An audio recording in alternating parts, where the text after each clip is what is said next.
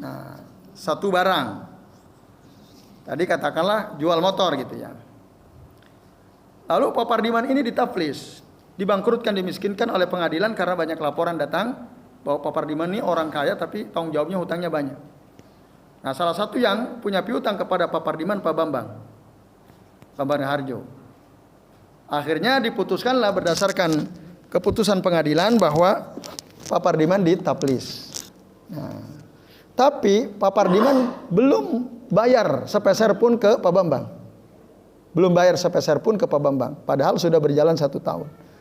Nah, ketika Pak Pardiman ditaflis, nah, maka Pak wajada mata'ahu bi'ainihi, lalu Pak Bambang mendapatkan barangnya utuh, motornya di rumah Pak Pardiman. Sementara keputusan pengadilan Pak Pardiman sudah ditaflis.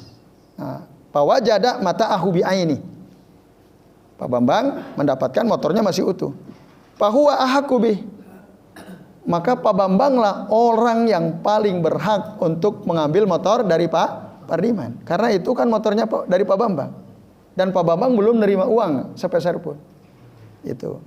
Wa immata al mushtari fasahibul mata'i uswatun al gurama atau al gurama'i. Nah, jika orang yang membeli itu mati, maka fasahibul mata, pemilik asli barang atau motor tadi itu uswatul gurama. Nah, yang dimaksud uswatul gurama itu adalah bagian orang yang mempiutangi, ya, orang yang memberikan hutang.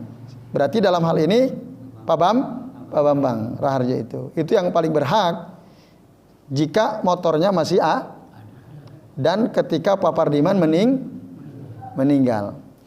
Hanya saja hadis kedua ini ya dikatakan dhaif.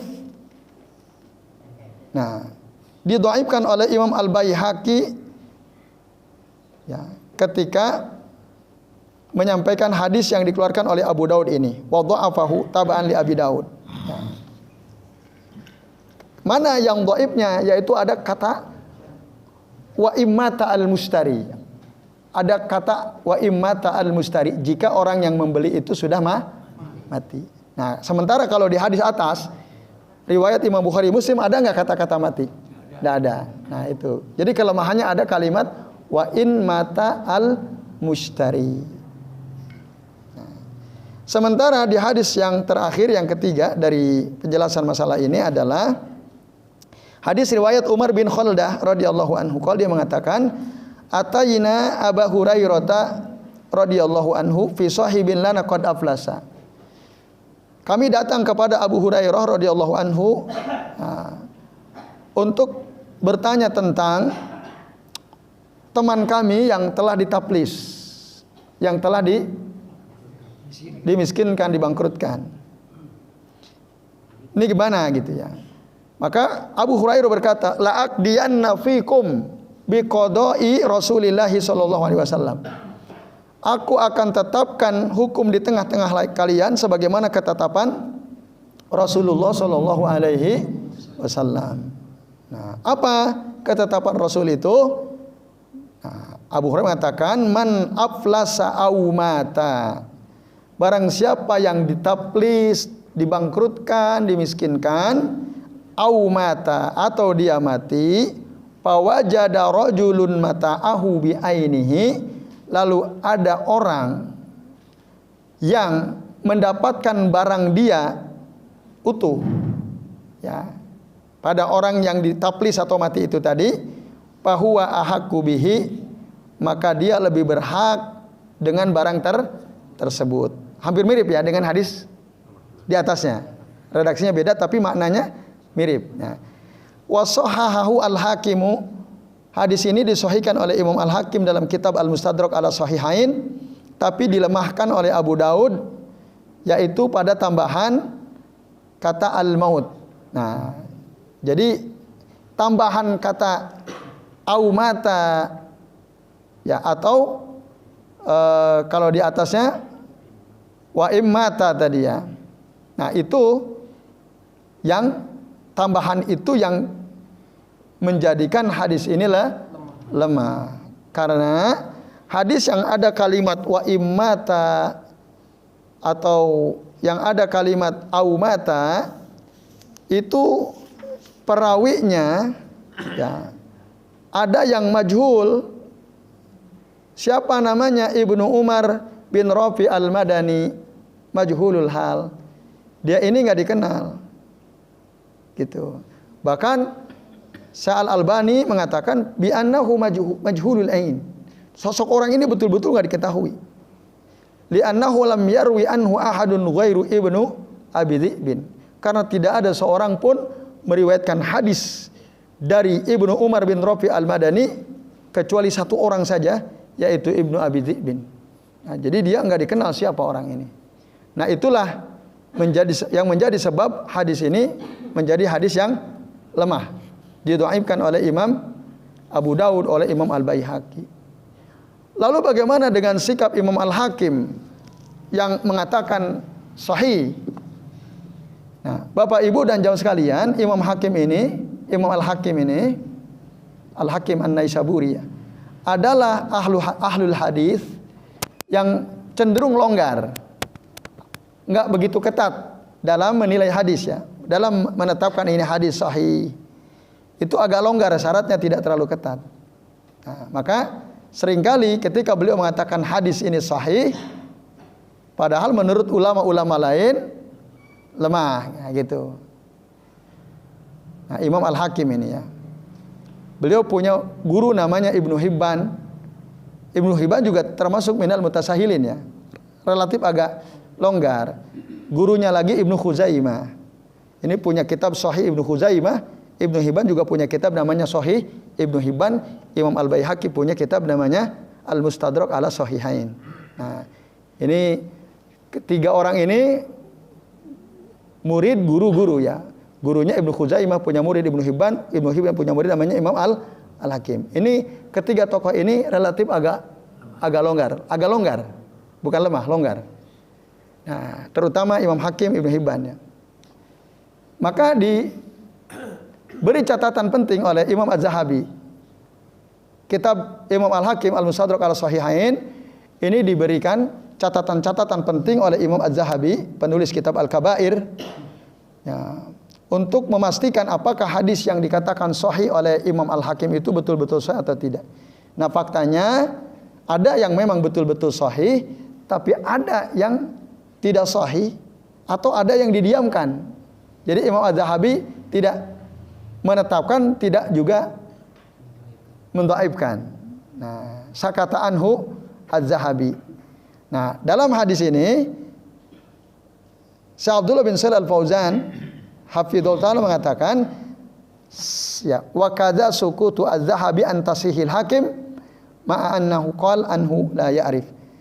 Demikian pula Imam Az-Zahabi mendiamkan hadis yang disahihkan oleh Imam Al-Hakim ini, sementara beliau tahu bahwa hadis ini tidak begitu dikenal ya, terutama tadi pada tokoh si perawi yang bernama siapa? Ibnu Umar bin Rafi al-Madani. Nah, itu sebabnya. Karena ada perawi yang tidak dikenal. Maka dengan demikian, kalau orang yang punya hutang, yang beli punya hutang, lalu dia belum bayar, kemudian ditaplis, itu beda hukumnya ketika dia masih hidup dan ketika dia sudah mati. Tapi kalau kita menggunakan dua hadis terakhir sebagai dalil, berarti sama saja.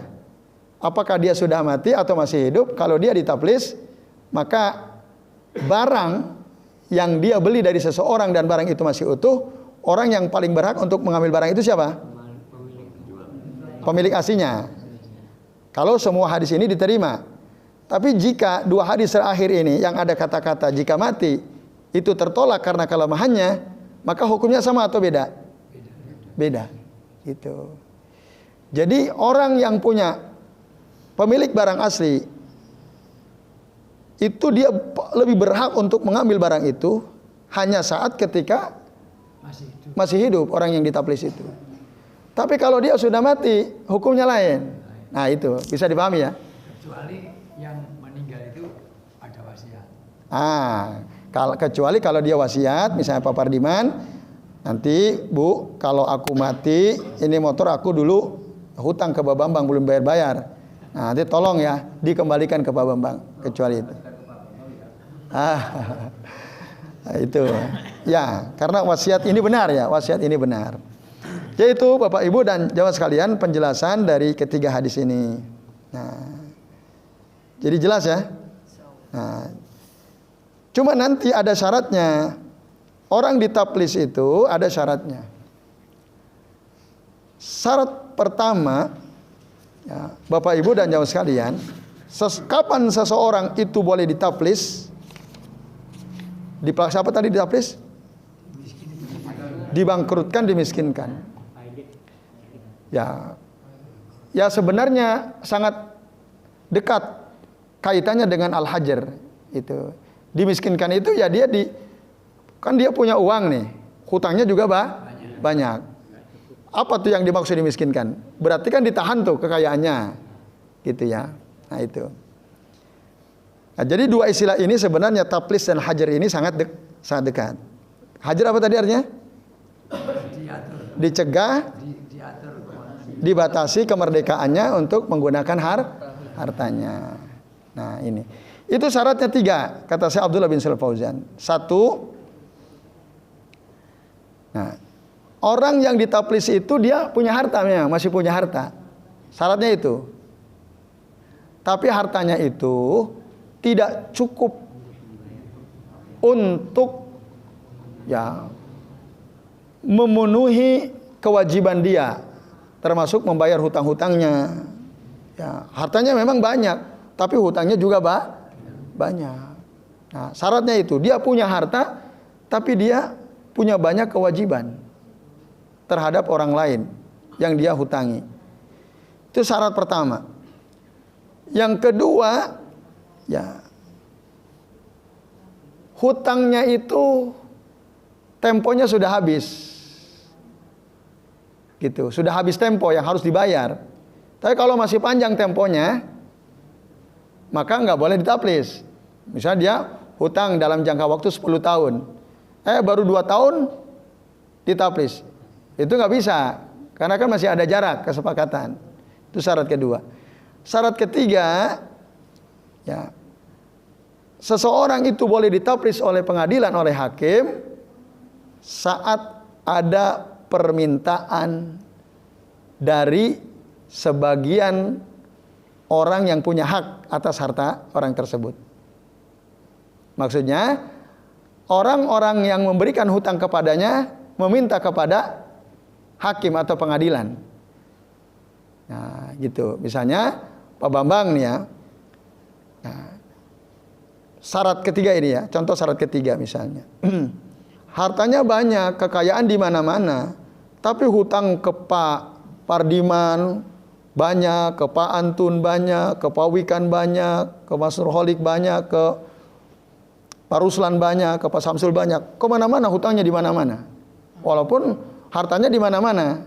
Nah, dari sekian teman-teman tadi, ya, mulai dari Pak Wikan, Pak Antun, Pak Pardiman, Pak Samsul, Pak Bambang, Mas Nurholik, Pak Ruslan, itu sebagian mereka ada yang meminta kepada pengadilan, karena mungkin kalau ke Pak Wikan, Pak Antun, Pak Pardiman belum jatuh temponya.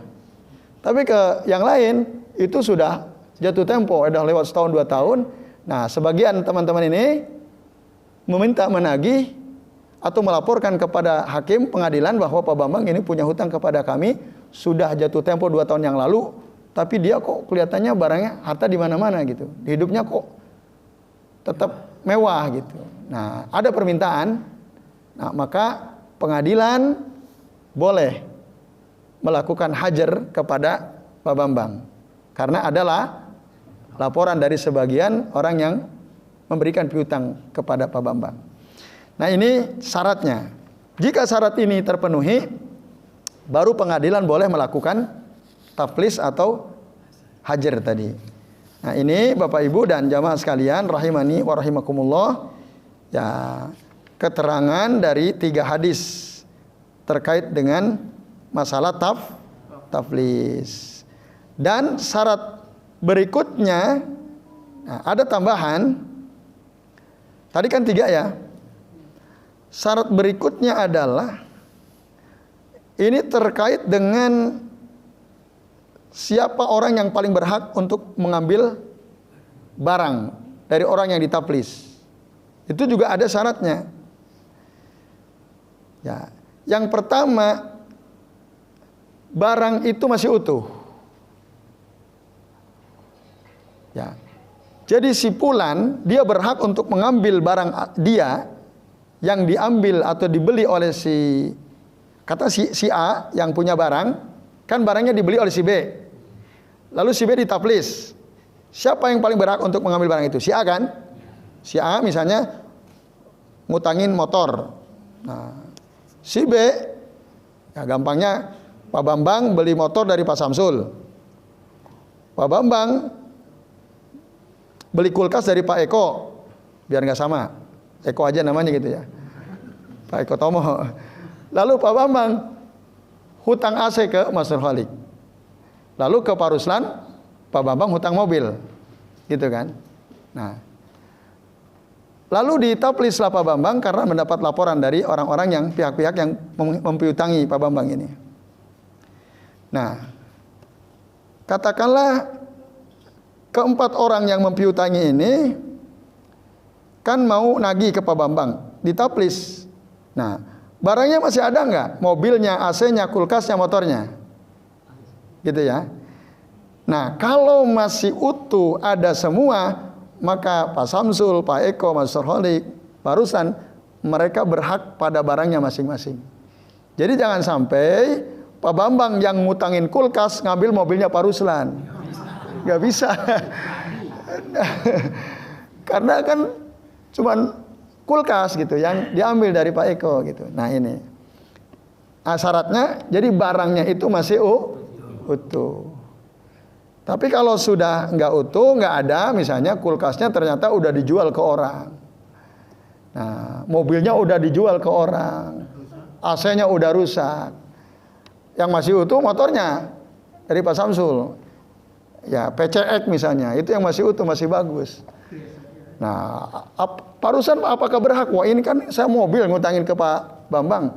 Wah, ini motor bagus sih, PCX udah tak ambil, padahal itu dari Pak Samsul. Itu nggak boleh. Gitu. Jadi yang paling berhak ambil barangnya ketika barang itu masih syaratnya itu. Yang kedua, barang tersebut ya itu memang betul-betul dari seorang, bukan milik bersama. Ya, misalnya tadi Pak Samsul, Pak Bambang ngambil motor PCX dari Pak Samsul, ya itu memang milik murni Pak Samsul, bukan milik barang-barang gitu ya. Milik pribadi itu. Dan juga bukan barang gadaian. Ya, bukan barang gadaian. Lalu yang ketiga, syarat orang yang paling berhak mengambil barang orang ditaplis itu adalah, syarat yang ketiga ini penting. Orang yang mempiutangi itu betul-betul belum menerima bayaran sedikit pun. Nah, lah kalau Pak Samsul ngutangin motor PCX ke Pak Bambang, udah dibayar setengah, terus Pak Bambang ditaplis, Pak Samsul berhak nggak ngambil motor itu? Enggak, karena udah dibayar sebagian. Gitu. Harus belum dibayar, walaupun sedikit. Nah, itu syaratnya. Atau udah dipanjar. Ada uang muka dulu gitu ya. Nah, kalau udah ada yakbidu syai'an min samani, maka dia tidak berhak lagi. Yang terakhir, nah ini, an yakuna al mushtari hayyan. Orang yang hutang yang beli itu dia masih hidup. Kalau Pak Bambang sudah mati, walaupun motornya Pak Samsul, kulkasnya Pak Bambang, AC-nya Mas Nurholik, mobilnya Pak Ruslan masih ada, tapi Pak Bambang udah meninggal. Apakah keempat teman-teman ini punya hak untuk mengambil barang tersebut?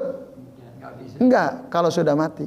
Nah, itu. Apalagi kalau Pak Bambang ternyata masih punya hutang ke yang lain lah, ke yang lain-lain. Nah, itu nanti akan dijual oleh pengadilan untuk dibagi.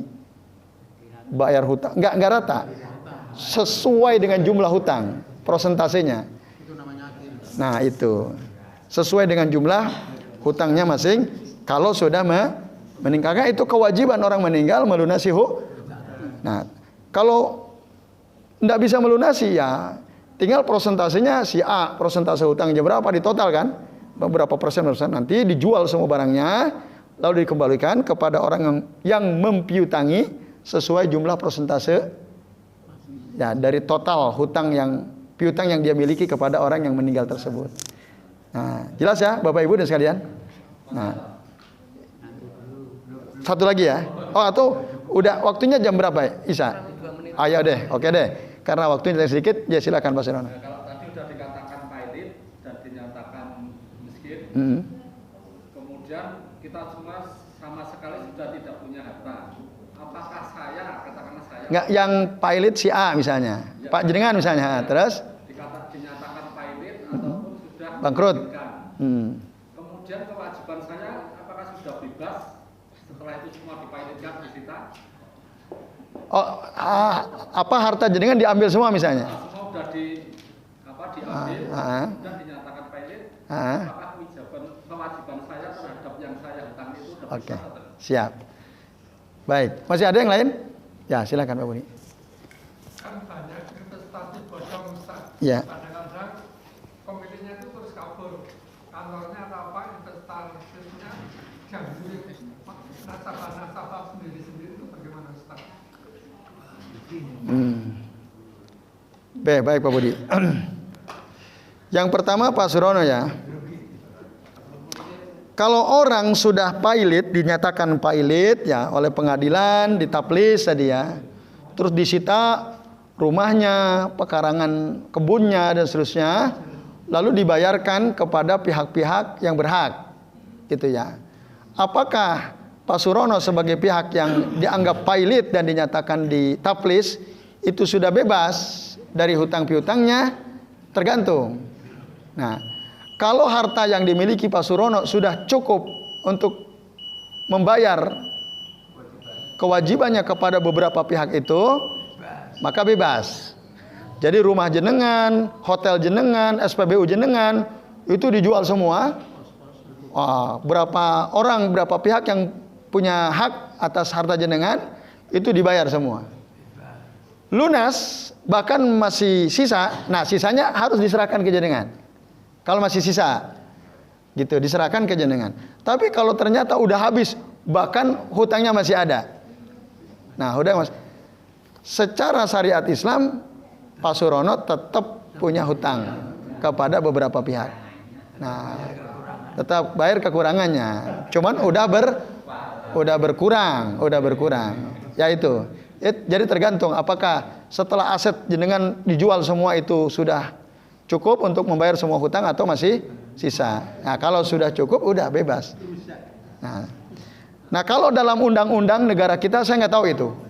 Kalau sudah dipailit, diambil semua, kan ada itu ya aturan di bank itu kalau pailit diambil alih kan, disita ya barangnya kan oleh debt collector itu ya, disita nanti dilelang kan gitu. Nah itu pun nanti kalau sudah dilelang, misalnya dia punya hutang ke bank 300 juta, dia punya rumah oleh bank dilelang, dinyatakan pailit, udah bertahun-tahun mesti bayar, rumahnya dijual, hutangnya 300 juta. Nah rumahnya laku berapa? Kan gitu. Kalau ternyata rumahnya Pak Surono karena besar pinggir jalan laku 1 M, nah maka jual, walaupun mungkin kalau dilelang ngasal barangkali jualnya ya, bank mungkin yang penting utangnya 300 juta, kembalikan ke bank. Andai kata laku lebih dari 300 juta, kelebihannya harus balikin ke Pak Surono.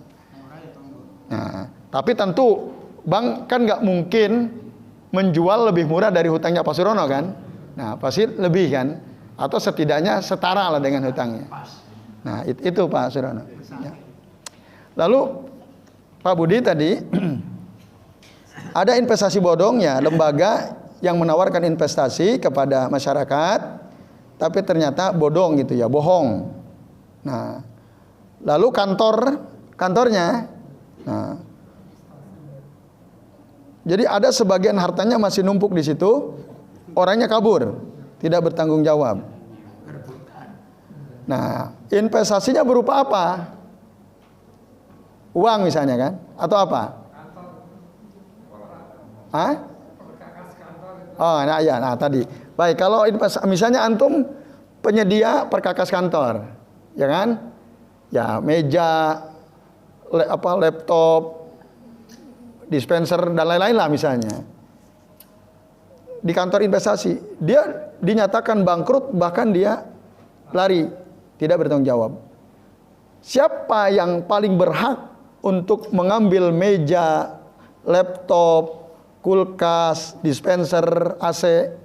Siapa? Seluruh nasabah yang tertipu atau orang yang menyediakan perkakas kantor itu? Siapa? Siapa yang paling berhak mengambil itu? Orang yang penyedia, gitu. Maka Pak Haris sebagai nasabah, Pak Wiwi sebagai nasabah, Mas Fajar sebagai nasabah, kalau hanya menyerahkan uang untuk investasi, wah ini kabur ya, ini pengelolanya.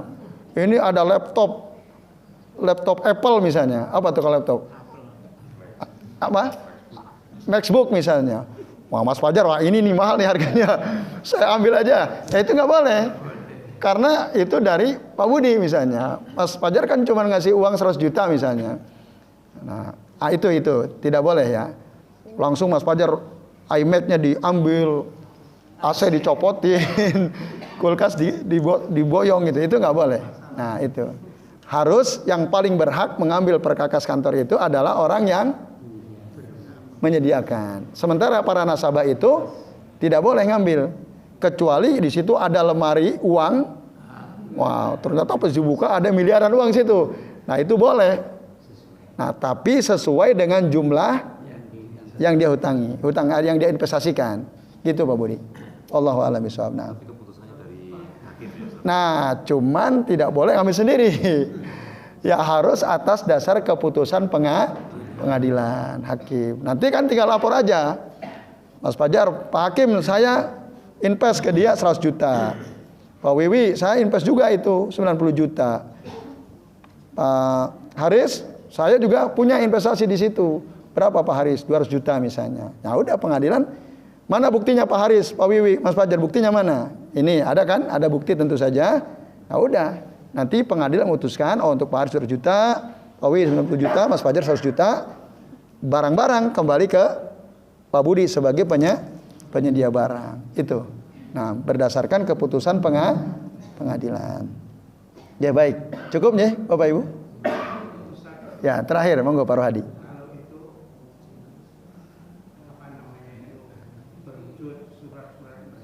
Ya. Milik nasabah. Apa misalnya surat berharga yang maksud? Ya. Nah, tadi berdasarkan hadis yang kita bahas, yang paling berhak ya man adraka malahu bi ainihi inda rajulin qad ablasa fa huwa ahqqu bihi min ghairihi. Kalau Pak Rohadi misalnya investasi berupa sertifikat tanah yang luasnya 1 hektar misalnya. Nah, ketika pilot si pengelola investasi ini ya. Nah, maka yang paling berhak untuk mengambil surat berharga itu panjenengan ya, karena surat tanah tersebut, sertifikat tanah tersebut miliknya Pak Rohadi. Nah, itu nggak boleh diambil oleh orang lain. Karena tadi hadisnya man adraka malahu bi ainihi inda rajulin qad aflasa fa huwa ahqqu bihi min ghairihi. Maka dia yang paling berhak daripada orang lain. Yaitu Pak Rohadi. Allahu a'lam bishawab. Oke, baik Bapak Ibu dan sekalian, kita cukupkan sampai di sini. Terima kasih atas perhatiannya. Mari kita akhiri dengan doa kafaratul majelis. Subhanakallahumma wa bihamdihi wa bihamdika subhanakallahumma. Asyhadu an la ilaha illa anta astaghfiruka wa atubu ilaik. Wa sallallahu ala Muhammadin wa ala alihi wa sahbihi wa baraka wa sallama alaihim ajmain. Billahi taufiq wal hidayah. Wassalamu alaikum warahmatullahi wabarakatuh.